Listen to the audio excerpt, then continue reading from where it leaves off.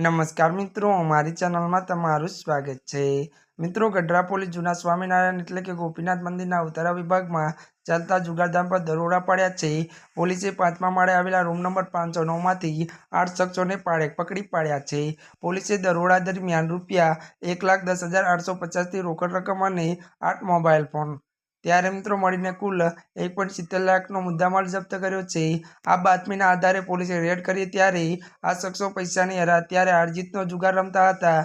Police તપાસમાં ખુલાસો થયો છે કે રૂમ નંબર 509માં રહેતા હરિકૃષ્ણભાઈ રૂભાઈ ઉપ હરિકૃષ્ણ ગુરુ સત્રાબુદ્ધાદાય જુગાર વધુ વાત કરીએ તો રમતા હતા। ત્યારે પોલીસે હરિકૃષ્ણ પ્રસાદ ઉપરાંત જિગ્નેશ કાટિયા, રાજેશ સાવલિયા, લાલજી વાઘેલા, પરેશ જોગાણી, કેવલ ગાંઠિયા, પંકજ કાટિયા અને પૂર્વ જોગાણી અટકાયત કરી પોલીસે આ તમામ આરોપીની વિરુદ્ધ જુગાર ધારા હેઠળ ગુનો નોંધી વધુ તપાસ હાથ ધરી છે।